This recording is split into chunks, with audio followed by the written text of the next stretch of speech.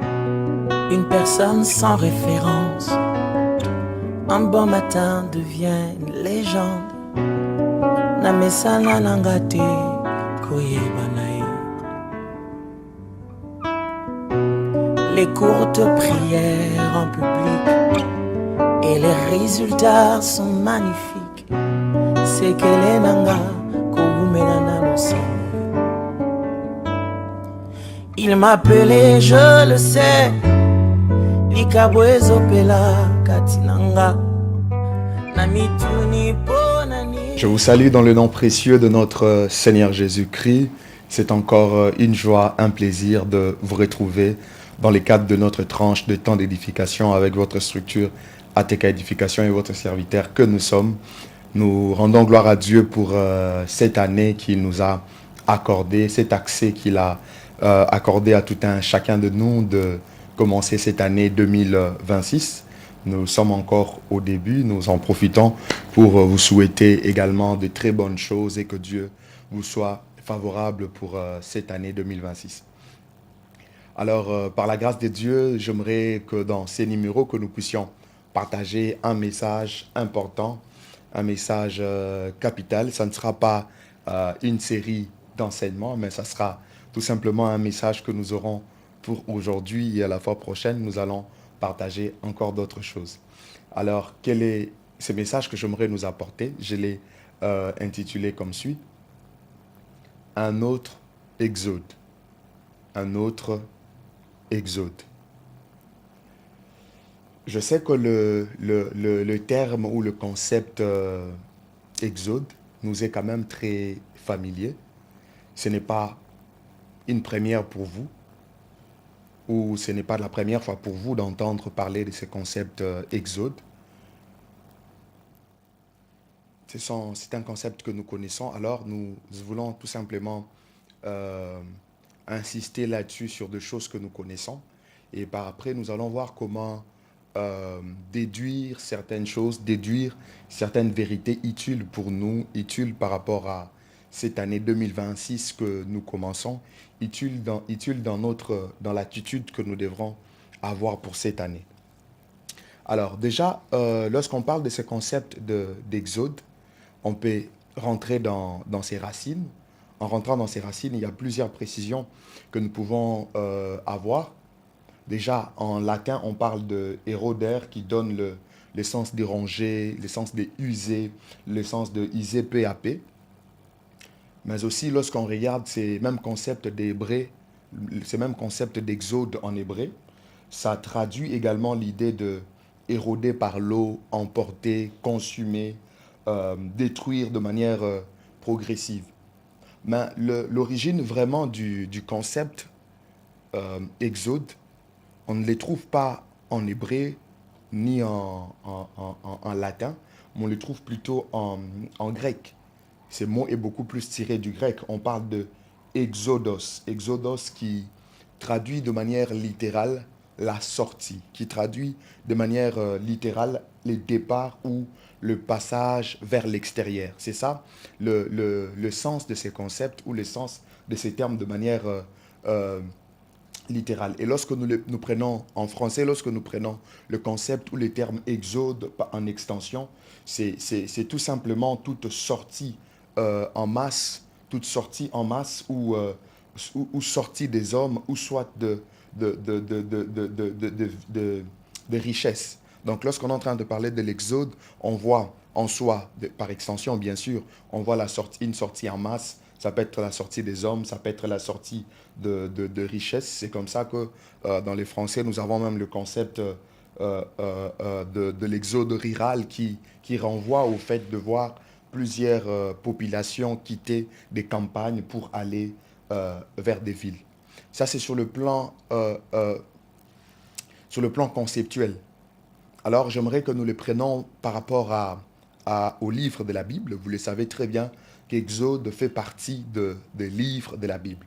Exode fait partie des livres de la Bible. C'est parmi le Pentateuque. Lorsqu'on parle de Pentateuque, c'est pour parler des 5. Il est question de 5 livres que Moïse avait écrits. Et le livre d'Exode est pratiquement le deuxième parmi les livres qu'avait écrit le prophète Moïse à son temps. Il y a l'Exode qui est le deuxième livre, et c'est dans ces livres, au fait, qu'on nous parle de manière beaucoup plus large, de manière plus étendue de la sortie du peuple d'Israël de l'Égypte pour pouvoir aller vers la terre promise. Donc nous le voyons dans les livres d'Exode chapitre 2. Et s'il faudrait subdiviser ces livres, les théologiens sont d'accord qu'on peut les subdiviser en trois. Nous avons la première phase d'Israël en Égypte. Ça, c'est pratiquement ce que nous voyons à partir du premier chapitre du livre d'Exode. Lorsque vous prenez le premier chapitre jusqu'au 12e, il est question d'Israël en Égypte. Et lorsque vous prenez du 12e chapitre jusqu'au 37e, vous êtes pratiquement, lorsque vous prenez du 12e chapitre, comme je disais, du 12e chapitre à partir du verset 37 jusqu'au 18e, vous êtes pratiquement dans le contexte où Israël, sortant de l'Égypte, est en train d'aller ou de tendre vers le mont Sinaï. Et à partir du chapitre 19 jusqu'à la fin, nous voyons effectivement Israël au mont Sinaï. Et là, les dons de la loi est effectué. Dieu accorde à Israël la loi et la construction du tabernacle, les instructions liées à la construction du tabernacle que Moïse devait faire, et tout a été fait. C'est de cette façon qu'on peut catégoriser ces livres d'Exode. Comme notre sujet, c'est un autre Exode, je pense, et je crois qu'il est utile de donner également un contexte historique de ce que nous avons l'habitude d'appeler Exode, parce que dans les livres d'Exode, ce ne sont pas tous les chapitres qui parlent de l'Exode ou de la sortie du peuple. Comme je l'ai dit, c'est à partir du chapitre 12 qu'on est en train de voir effectivement cette sortie. Alors j'aimerais, avant d'aller plus loin, polariser un tout petit peu mon attention sur le contexte historique de l'Exode, ou le contexte historique de la sortie du peuple d'Israël ou des enfants de Jacob en Égypte. Donc, en soi, je rentre un peu en arrière dans la Genèse pour essayer de voir comment est-ce que ça s'est passé que ces peuples puissent entrer en Égypte, et comment est-ce que ça s'est fait que ces peuples puissent sortir de l'Égypte. Ne perdez pas de vue, nous parlons de notre Exode. Avant d'évoquer l'autre Exode, il faudrait qu'on parle d'abord de l'Exode que nous connaissons tous. Alors, premièrement, en parlant du contexte historique de l'Exode, c'est que Dieu avait prédit déjà, ou Dieu avait parlé à Abraham en avance, que sa descendance ira en captivité, ou sa descendance se retrouvera dans une terre étrangère pendant 400 ans. Ça, nous le voyons clairement lorsque nous lisons la parole de Dieu dans les livres de Genèse. Lorsque vous prenez avec moi les livres de Genèse dans le chapitre 15, vous allez voir clairement comment est-ce que Dieu est en train de parler. Lorsque vous prenez Exode chapitre 15 à partir du verset 7 déjà, en descendant peut-être jusqu'au verset 17, la Bible déclare: l'Éternel lui dit encore, je suis l'Éternel. C'est Dieu qui parle à Abraham. Dans le verset 7, l'Éternel lui dit encore, je suis l'Éternel qui t'a fait sortir d'Ur en Chaldée pour te donner en possession ces pays. Abraham répondit, Seigneur Éternel, à quoi connaîtrai-je que je les posséderai? Et l'Éternel lui dit, prends une génisse de 3 ans, une chèvre de 3 ans, un bélier de 3 ans, une tourterelle et une jeune colombe. Abraham prit tous ces animaux et les coupa par le millier, et mit chaque morceau l'un vis-à-vis de l'autre, mais il ne partagea point les oiseaux. Les oiseaux de proie s'abattirent sur les cadavres, et Abraham les chassa. Au coucher du soleil, un sommeil profond tomba sur Abraham, et voici un sommeil profond tomba sur Abraham, et voici une frayeur et une grande obscurité vinrent l'assaillir, et l'Éternel dit à Abraham, ici l'Éternel lui parle de ce qui nous concerne, sache que tes descendants seront étrangers dans un pays qui ne sont point à eux. Ils y seront asservis, et on les opprimera pendant 400 ans. Mais je jugerai la nation à laquelle ils seront asservis, et ils sortiront ensuite avec de grandes richesses. Toi, tu iras en paix avec tes pères, tu seras enterré avec une heureuse vieillesse à la 4e génération, ils reviendront ici, car l'iniquité des Amoréens n'est pas encore à son comble. Quand le soleil fit coucher, il y eut une obscurité profonde, et voici ce fut une fournaise fumante et des flammes passèrent entre les animaux partagés. Dans ces passages, nous sommes en train de voir Dieu qui parle à Abraham, qui lui parle de la terre qui devait lui appartenir et appartenir à sa descendance. Et Abraham qui demande à Dieu, mais comment est-ce qu'il va reconnaître cela? Comment est-ce qu'il peut être attesté que ça va se faire effectivement et que lui et sa descendance, bien évidemment, possédera la terre dans laquelle il est en train de se retrouver. C'est là que le Seigneur lui a demandé de poser un acte très symbolique, un acte qui est en train d'exprimer en quelque sorte le caractère inconditionnel de l'alliance. Donc cette alliance, Dieu est en train de démontrer clairement que cette alliance dépend de lui, ne dépend pas de toute autre chose. C'est l'essence ou la portée prophétique même de ce que Abraham est en train de faire ici en termes des animaux que l'Éternel lui avait demandé de prendre et de faire comme il est en train de lui demander de les faire. Et ce n'est qu'avant la fin de cet échange ou de cette histoire, pendant qu'Abraham a fait ce que Dieu lui a demandé de faire, et par la suite, l'Éternel, Dieu lui parle clairement que sa descendance se retrouvera dans une terre étrangère, et Dieu souligne le fait qu'ils seront assujettis dans cette terre étrangère, ils seront opprimés pratiquement pendant 400 ans, et c'est après ces 400 ans que Dieu va le faire sortir. Déjà à ce stade, il y a un éclaircissement à pouvoir apporter, parce que parfois, il arrive qu'il y ait de confusion entre les temps à considérer pour le séjour des enfants d'Israël en Égypte et les temps de leur souffrance en Égypte. Lorsque vous regardez la parole de Dieu, dans Exode chapitre 12, le verset 40 à 41, il est écrit « Le séjour des enfants d'Israël en Égypte fut de 430 ans. Et au bout des 430 ans, le jour même, tous les armées de l'Éternel sortirent du pays d'Égypte. » Ça, c'est Exode, verset 12, à partir du chapitre 12, du verset 40 jusqu'au verset 41. La Bible déclare que le séjour des enfants d'Israël furent de 430 ans en Égypte. Lorsque vous regardez encore Actes chapitre 7, verset 6, la Bible déclare « Dieu parla ainsi. Sa postérité séjournera dans un pays étranger et on la réduira en servitude et on la maltraitera pendant 400 ans. » Le texte de Actes parle encore de 400 ans. Le texte de Genèse parle de 400 ans. Le texte d'Exode parle de 430 ans. Lorsque vous prenez Galates chapitre 3, le verset 17, la Bible déclare « Voici ce que j'entends. Une disposition que Dieu a confirmée antérieurement ne peut être annulée et ainsi la promesse rendue vaine par la loi survenue 430 ans plus tard. » En fait, ce qu'il faut comprendre ici, c'est que lorsque Dieu a parlé à Abraham dans Genèse chapitre 15, Dieu parlait du temps de servitude. Dieu ne parlait pas des nombres d'années totales que le peuple allait faire, les enfants d'Israël allaient passer en Égypte. C'est comme ça que lorsqu'on est dans Exode, la Bible parle qu'ils sont sortis après 430 ans. Ça veut dire quoi? Ça veut dire que lorsqu'ils étaient entrés, ils n'étaient pas entrés esclaves. Parce que leur entrée, ils étaient entrés à la période où Joseph était encore en train de régner avec Pharaon. Ils étaient entrés en honneur. Ils étaient accueillis de la plus belle de manière.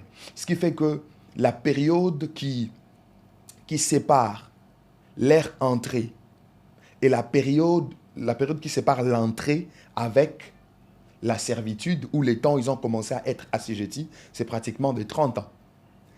Donc, ils ont été assujettis pendant 400 ans, donc 30 ans après qu'ils soient déjà en Égypte. C'est là maintenant que leur esclavage a commencé.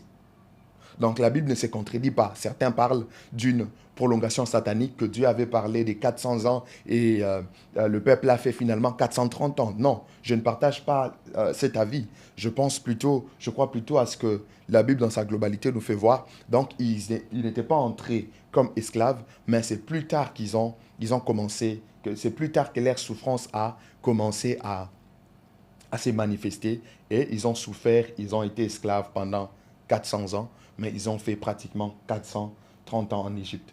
Toujours dans le contexte historique de l'Exode, de ce qui s'est passé avec l'Exode, où nous voyons les enfants d'Israël sortir de l'Égypte, j'avais dit que nous avons préféré rentrer en arrière. Et en rentrant en arrière, nous avions vu premièrement que Dieu avait déjà averti Abraham que sa descendance allait entrer dans l'esclavage dans une terre étrangère pendant 400 ans. Mais deuxièmement, lorsque les enfants d'Israël se sont retrouvés en Égypte, c'était au moment, comme je venais de le dire, c'était au temps où Joseph était en train de régner. Vous connaissez bien l'histoire. C'est-à-dire que Joseph, lorsqu'il fut sorti de la prison par Pharaon, il interprète le songe de Pharaon et après on lui donne le trône, on lui donne la primauté. Il n'y avait que le trône qui lui séparait d'avec Pharaon. Il était comme la deuxième personnalité dans le pays d'Égypte et c'est par là, pendant la période de 7 ans de crise que ses frères ont été couverts, protégés par lui en étant en Égypte parce qu'ils ont eu accès à l'Égypte grâce à lui. Vous connaissez comment est-ce que les choses se sont passées, comment est-ce que les choses se sont faites. Pardon. Et nous pouvons le voir dans Genèse chapitre 47, le verset 11. La Bible déclare, Joseph établit son père et ses frères et leur donna une propriété dans le pays d'Égypte, dans la meilleure partie du pays, dans la contrée de Ramsès, comme Pharaon l'avait ordonné. Lorsque vous lisez Genèse 47, verset 27, il est écrit, Israël habita dans le pays d'Égypte, dans le pays de Goshen. Ils eurent de possession, ils furent féconds et multiplièrent beaucoup. Lorsqu'ils sont entrés après Joseph, quand vous lisez Exode chapitre 1, du verset 7 jusqu'au verset 14, la Bible nous fait voir clairement qu'il y a eu un temps, une période où un autre pharaon était arrivé parmi les pharaons qui se sont succédés. Il est arrivé qu'il y ait un pharaon qui est arrivé qui n'a pas connu Joseph. Et il s'est rendu compte que les enfants d'Israël commençaient à devenir nombreux, ils commençaient à devenir puissants. Par crainte qu'un jour qu'ils puissent se soulever, par crainte qu'un jour qu'ils puissent se soulever ou s'opposer aux Égyptiens ou s'opposer aux Égyptiens ou vouloir s'imposer sur eux, il s'est dit non, on doit déjà mettre en place des stratégies pour empêcher à ces peuples d'avancer. On a commencé à les maltraiter, on a commencé à leur imposer les travaux durs, on a commencé à leur imposer des choses difficiles à telle enseigne que c'est par la maltraitance de ces peuples que certaines villes en Égypte furent construites à l'époque. Et Dieu ne s'est pas limité là. Il a vu comment est-ce que les choses se sont passées. La Bible nous fait voir que Dieu s'est servi de Moïse pour sortir Israël de l'Égypte. Mais après avoir parlé de ces contextes historiques ou remontés dans l'histoire ou dans le passé à ce qui concerne l'exode des enfants d'Israël, d'abord comment ils sont entrés, j'aimerais ici insister sur les causes, les choses qui ont fait ou les choses qui ont eu à rendre possible cette sortie des enfants d'Israël d'Égypte. Parmi les choses qui ont eu à faire que Israël puisse sortir d'Égypte, j'en ai mentionné 3. La première des choses, c'est que le temps où l'heure avait sonné. Le temps où l'heure avait sonné. C'est ici que je commence à entrer dans mon message de manière progressive.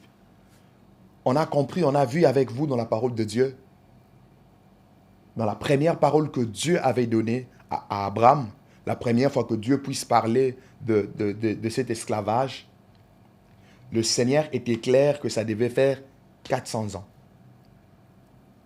Ils sont entrés, ils ont passé 30 bonnes années, les choses s'est passées normalement, et puis ils sont devenus esclaves.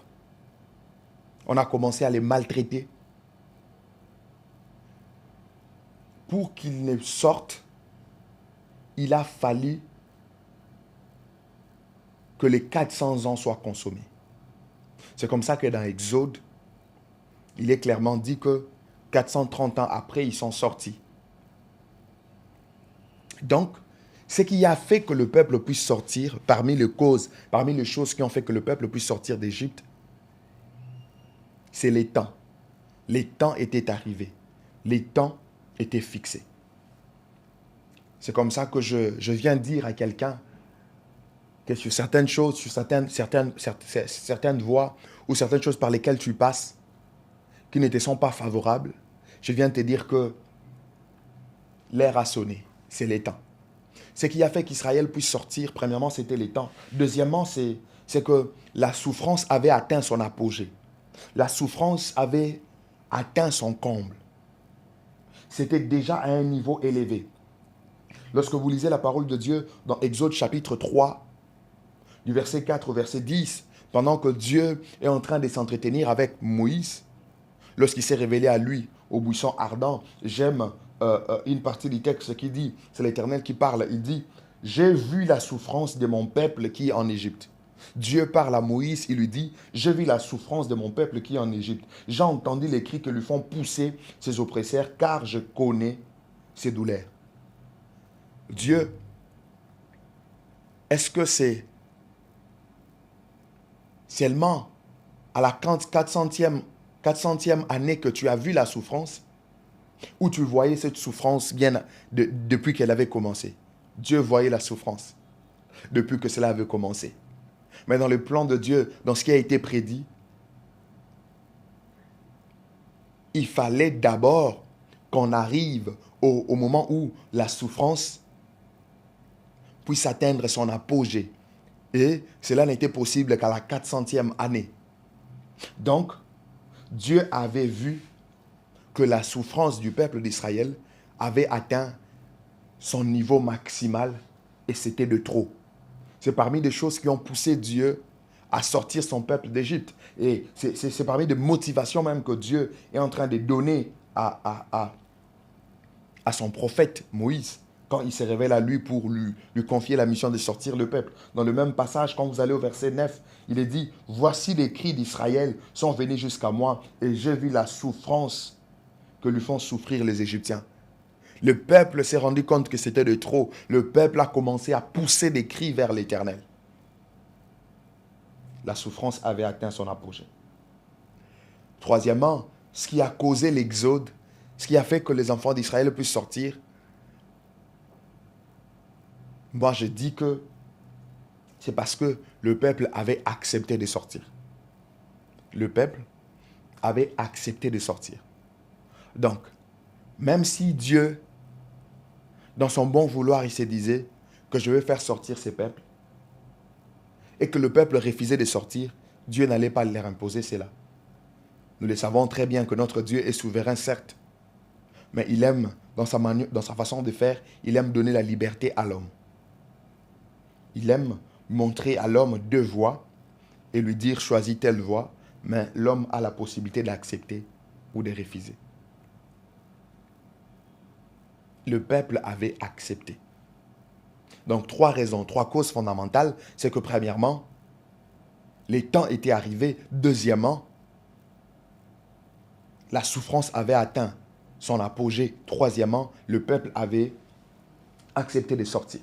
Avec ces trois raisons, avec ces trois causes, permettez-moi de vous partager rapidement quelques vérités. C'est vraiment, sans ces vérités, mon message n'aurait aucun sens parce que je vous parle d'un autre exode. On a juste voulu tirer, avoir un aperçu sur ce qu'il y a eu sur l'exode mentionné dans la parole de Dieu, où nous voyons le peuple d'Israël sortir, et c'est par tout ce que nous venons de dire que nous déduisons certaines vérités. Premièrement, je suis venu dire à quelqu'un qu'il est temps. Je suis venu dire à quelqu'un qu'il est temps de sortir ou d'arrêter certaines choses. Tu viens de commencer une nouvelle année. Je suis venu te dire que tu n'es pas obligé de continuer à faire les choses de la même manière qu'en 2025. Tu n'as pas l'obligation de maintenir la même méthode. Tu n'as pas l'obligation de maintenir la même manière de faire. Tu n'as pas l'obligation de continuer avec le même travail. Tu n'as pas l'obligation de continuer avec le même projet. Tu n'as pas l'obligation de continuer avec les mêmes affaires. Oui, oui, oui. Il est temps de sortir. Il est temps de connaître l'exode. Il est temps de connaître l'exode. Ces choses qui t'ont accablé, ces choses qui t'ont fait souffrir pratiquement pendant toute l'année 2025. Ces choses qui t'ont retenu comme un esclave. Il est temps pour que tu puisses sortir de là. Deuxièmement, j'aimerais nous dire qu'il est temps d'entrer dans de nouvelles choses. Tu as commencé l'année 2026. Je viens te dire qu'il est temps que tu commences de nouvelles choses. C'est déjà le mois de février. C'est une nouvelle année. Qu'est-ce que tu es en train d'attendre? Tu dois commencer de nouvelles choses. Les enfants d'Israël avaient accepté de sortir de l'ancienne vie, de sortir de la servitude et de commencer une nouvelle vie. Commencer une nouvelle vie, la marche dans les déserts jusqu'à la terre promise. Et Dieu m'envoie te dire également que tu dois commencer de nouvelles choses. C'est le temps pour toi de commencer de nouvelles choses. Troisième chose, troisième vérité que j'aimerais te partager, c'est que l'accès dans le pays de lait et de miel ne se fait jamais sans exode. L'accès au pays de lait, au pays où coule le lait et le miel, ne se fait jamais sans exode. Ça veut dire, tu veux connaître ton bonheur, tu veux arriver à ce qui est meilleur pour toi, tu veux arriver à ce qui est très bon pour toi, tu veux arriver ou entrer dans ta destinée.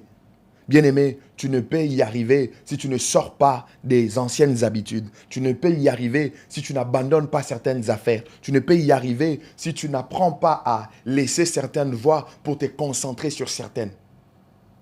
Oui, oui, c'est ce que je suis venu te dire. L'accès au pays où coule le lait et le miel ne peut jamais, jamais se faire sans exode pour que le peuple puisse quitter l'esclavage, pour que le peuple puisse entrer au pays des Canaan, la terre promise. Il a fallu que ces peuples puissent accepter de sortir. Il a fallu que ces peuples puissent accepter l'exode. Je suis venu inviter quelqu'un, exhorter quelqu'un à accepter l'exode pour cette année, accepter de sortir dans certaines choses. Tu as essayé la même chose pendant plusieurs années. Cette année, Dieu est en train de t'appeler à essayer de nouvelles choses. Dieu est en train de t'appeler à accéder à de nouvelles choses. Mais cela ne peut être possible que si tu acceptes l'exode, si tu acceptes d'abandonner certaines choses, de quitter un tout petit peu l'Égypte pour traverser. Quatrièmement, la vie de l'homme sur la terre est caractérisée par plusieurs exodes. Et cela est lié aux saisons. Parce que tel que Dieu a créé l'homme, tel que Dieu fait fonctionner l'homme sur la terre, la vie est répartie en des saisons. Il y a des saisons qui t'exigeront certaines choses, d'autres non. Il y a certaines saisons qui t'obligeront d'abandonner certaines choses dans lesquelles tu étais avant. Comme cette saison, cette année 2026 t'exige également d'abandonner certaines choses, d'abandonner certains projets, d'abandonner certaines affaires, d'abandonner certains travaux pour te concentrer sur d'autres. Ça, c'est très important parce que notre vie sur terre est faite de plusieurs exodes. On a besoin d'être de temps en temps à l'écoute du Seigneur pour quitter ici et aller là-bas jusqu'à ce que nous aurons accès à notre Canaan. Dernière vérité, l'exode ne se fait jamais sans risque. L'exode ne se fait jamais sans risque. Si tu te dis que tu sors, si tu te dis que tu quittes l'Égypte pour tendre vers le pays où coule le lait et le miel, bien aimé, ça ne se fait jamais sans risque. Je suis venu t'inviter cette année à prendre des risques. Tu dois prendre les risques de débuter de nouvelles choses. Tu dois prendre des risques pour démarrer de nouveaux projets entrepreneuriales, de nouveaux projets sur le plan financier. Tu dois prendre les risques de démarrer de nouvelles études. Tu dois prendre les risques de commencer de nouvelles choses, peut-être pour lesquelles Dieu t'avait déjà parlé depuis des années, mais tu es en train d'hésiter. Dieu m'envoie te dire que sans risque, on n'accède pas au pays où coule le lait et le miel. Si le peuple n'avait pas accepté de sortir, il ne pouvait pas voir ou il ne pouvait pas se rendre compte que Dieu était capable d'effrayer un chemin même sur la mer. Si le peuple n'avait pas accepté de sortir de l'Égypte, il ne pouvait pas se rendre compte que Dieu pouvait faire descendre une nourriture venant du ciel pendant 40 ans et les hommes en mangent, et sont rassasiés. Ils ne pouvaient pas se rendre compte que Dieu pouvait marcher avec eux pendant 40 ans sans que leurs chaussures ne puissent devenir usées.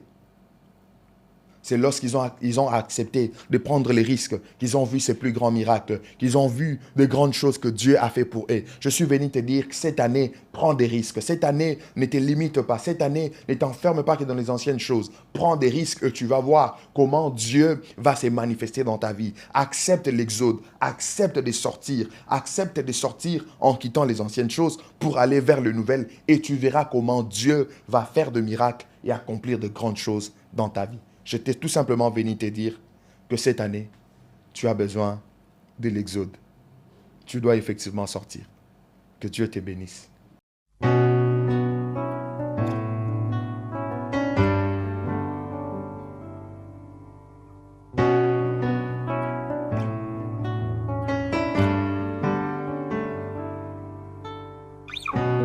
Une personne sans référence, un bon matin devient une légende. Namesana nangate koyebanae.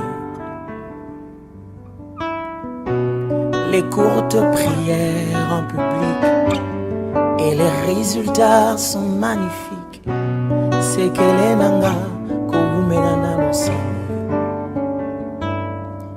Il m'appelait, je le sais. Likabwezo pela katinanga na mituni po